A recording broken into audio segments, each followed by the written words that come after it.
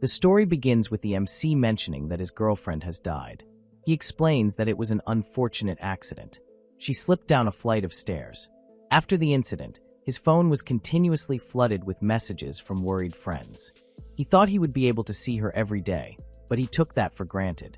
He was unable to do anything for her and could not accept that his girlfriend was no longer in this world. That is why he has not gone to school for the past 4 days.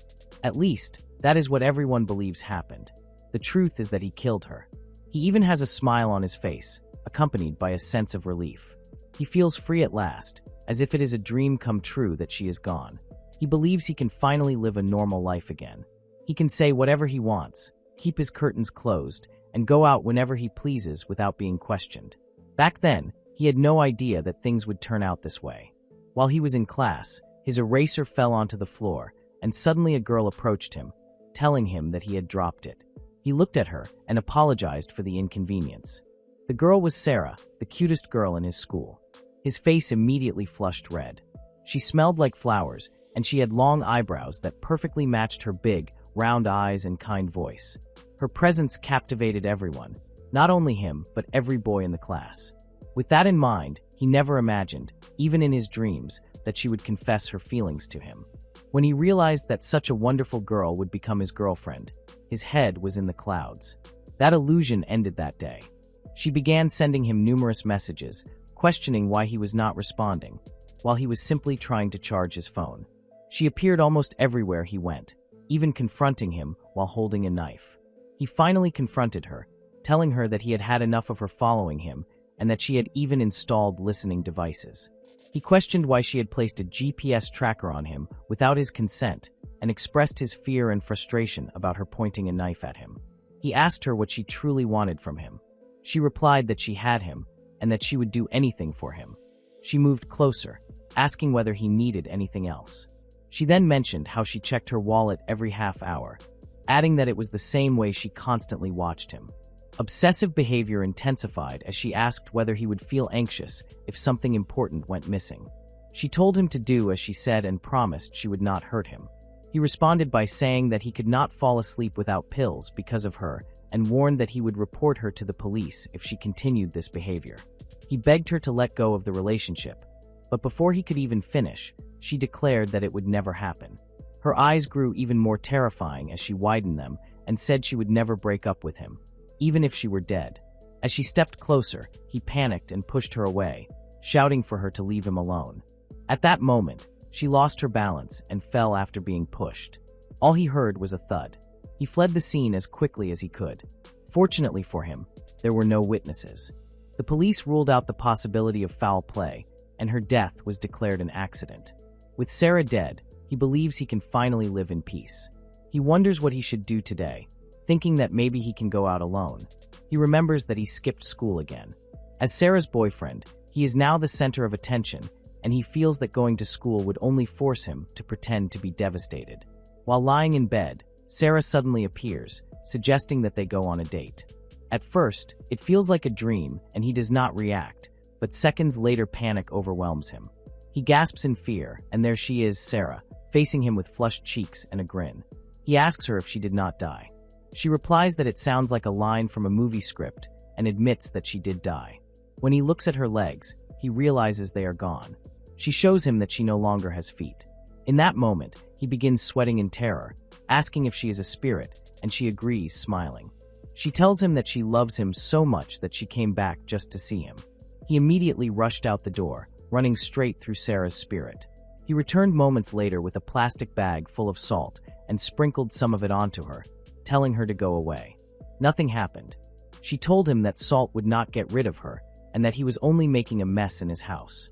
He shouted at her to shut up, asking if she knew what he had been forced to live with all this time. She replied that she could kind of guess, and he screamed that, because of her, his mental health was completely ruined. He wakes up terrified every day, afraid to meet or talk to people. He asked her whether she was still going to make him feel that way even in death. Sarah suddenly looked worried. She apologized, saying she was truly sorry, but then added that she was still his. Hearing this, he became deeply traumatized, realizing that he was now in serious trouble. She told him that even if he pushed her away, hated her, or even killed her, she would always love him regardless. She added that she did not care that he was a murderer. She continued by saying that, since physics no longer applied to her, she would be with him even when he was on the toilet or taking a bath, and that she was looking forward to it. The MC was utterly terrified. He clenched his fists and begged her to leave him alone, asking if everything was truly his fault. He was reaching his breaking point. She replied that it was his fault, adding that it was not as if she was haunting him out of her own free will. This shocked him so much that he dropped the salt. She explained that she could not move on to the next world, and that if she had been able to, she would have already done so. She told him that if he wanted her to disappear, he had to make sure she had no regrets left. He collapsed to his knees, wondering how such a thing was even possible. He was now witnessing something far more terrifying than the supernatural phenomenon floating before him. The realization that he could not break up with her even after death was what frightened him the most. He asked Sarah how he could help her leave without regrets. She moved closer and said she had a request for him. Her tone darkened as she reminded him that he was the one who had killed her, and that the least he could do was listen. As she drew nearer, he tried to shove his hand toward her, but it passed straight through. Seeing his failure, she mocked him, saying it was unfortunate that he could not touch her, and reminding him that as a spirit, she could not be killed again. She declared that if he wanted to break up with her so badly, he had no choice but to listen. She began speaking, addressing him as Mr. Murderer. He reluctantly accepted, knowing that beggars could not be choosers. The next day, Sarah announced that they were going on a date, which surprised him. She then called him by name, Furuya, telling him not to stay silent. He responded that no one else could see her, and that it would be strange if he started talking to himself. She suddenly floated into the air, spinning as she said there was a place she had always wanted to visit. Furuya did nothing but comply, thinking that since he was stuck with her even after death, it would be better to listen and help her move on. That was why he was there, trying to fulfill her request. However, it turned out to be just another date. He wondered whether he had been overly cautious. When they arrived at the destination, she reminded him of the purpose. He asked her why this cafe in particular, and whether it was any different from the one down the street. She replied that she had heard the cakes there were especially delicious. She was beaming with happiness, and he thought she looked like any other ordinary girl. They entered the cafe and were welcomed and guided to a table. He was served a slice of cake and a cup of tea. He then asked Sarah if that was what she wanted to eat, admitting that he did not feel like eating anything sweet. She agreed and mentioned that she had heard the cream was not just ordinary whipped cream. He asked whether he could eat it instead, and she told him it was fine, but that he should describe the taste to her. He took a bite and said it tasted like a regular shortcake, though still enjoyable. She reacted dramatically, saying she did not believe him and blaming all men for being the same. She then asked him to give her some, telling him to feed her so that she might be able to taste it. He replied that he would look strange doing that. She insisted that it was part of her request, leaving him no choice but to agree. She leaned forward to take a bite, but the cake passed straight through her. She smiled while he stared at her in stunned silence. She then laughed, saying that it did not work. For a brief moment, Sarah looked genuinely sad. Today was the first time they had spent a day like this together. He had sensed that something was off about Sarah from the day they started dating. For better or worse, she had always worn a smile on her face, so it caught him by surprise. It might seem natural, but he supposed that Sarah could have a frown as well. On their way back, she commented on how the cafe had a really nice atmosphere. She added that she was glad they went together, since he never responded to her messages when she was alive, so she could not invite him. Furuya thought about what she had just said. He then apologized, and she told him it was fine and that everything was in the past. Furuya found the entire situation strange. Everything felt wrong. He wondered whether she had ever been normal. In his mind, Sarah had been a stalker who constantly kept tabs on him. She did not seem like someone who would enjoy dates. Yet Furuya realized that, at that moment, he thought she was cute. He immediately questioned himself, wondering why he was thinking that way when he was the one who had killed her. Suddenly, she spoke up, saying that he knew she had stood out in high school when she was alive. Furuya was confused. She explained that this was why other girls paid attention to him because of her, which made her panic. She added that she only wanted to spend her days in a normal and tranquil way, like this. She then apologized for what she had done. This was the first time he had ever heard her express her true feelings. He dismissed the thought, realizing it was because he had never asked how she felt. Back then, he had been desperately trying to protect himself. He began wondering whether he had been wrong and whether he had overthought everything. He also questioned whether it had been his fault all along. Then he asked her if she hated him. She smiled and said that if they could go on dates like this, then she was glad she had died. She added that she had one more request. She asked him not to turn himself in, saying that she was not angry at him for killing her.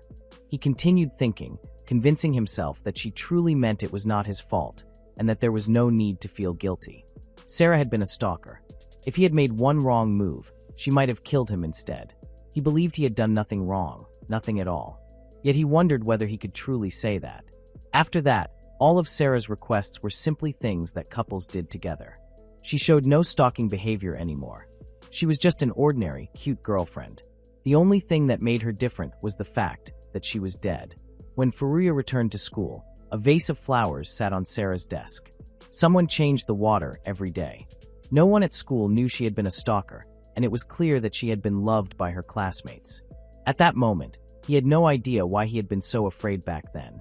Suddenly, she appeared and asked if they could go home. He thought that perhaps it was because Sarah could no longer physically hurt him.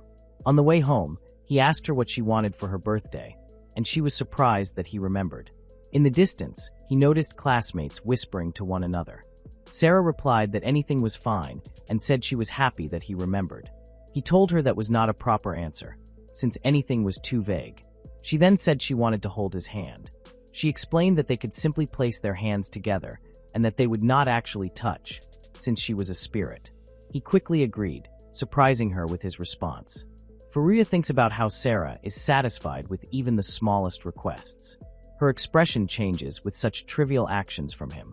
Even though she will never be able to touch his hand again, she is content with merely pretending to be his girlfriend. Suddenly, tears begin to fall. She is surprised and asks what is wrong. He feels that it is his fault that she can only pretend. When she asks why he is crying, nearby students begin staring, seeing him cry by himself. On the school rooftop, Sarah asks Furuya whether he is sure he does not need to be in class, and he agrees. She responds that it is rare for him to skip, and once again he agrees. She then questions why he keeps giving vague responses. He suddenly asks whether spirits can touch each other. Sarah is startled by his unexpected question. She explains that they can, adding that although humans cannot see them, spirits who have not moved on may occasionally bump into one another. Without warning, he begins climbing the fence on the rooftop. Sarah panics and asks what he is doing, warning him that it is dangerous.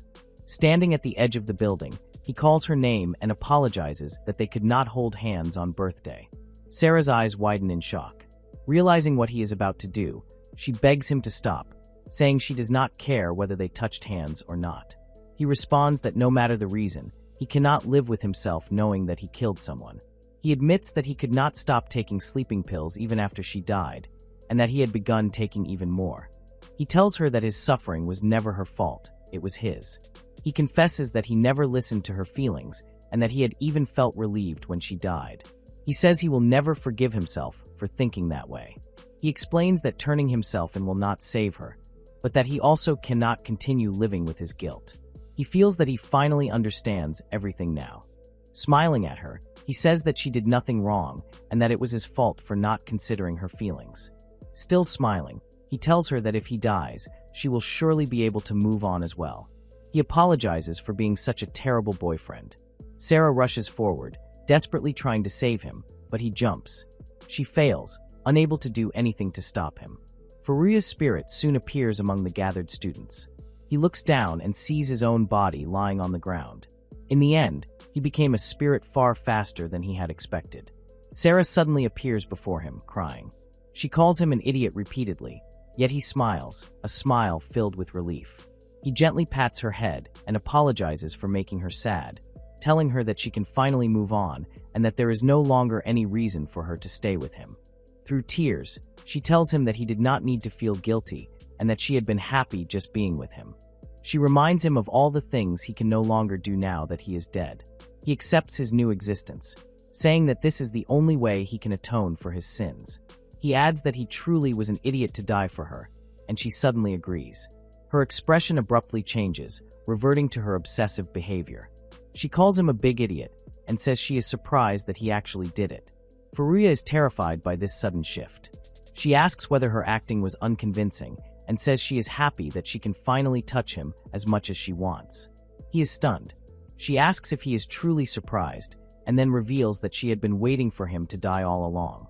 She admits that while she enjoyed being with him when he was alive, it was meaningless if she could not touch him. She explains that she could not kill him through curses or by throwing objects, so she thought carefully about other ways to lead him to his demise.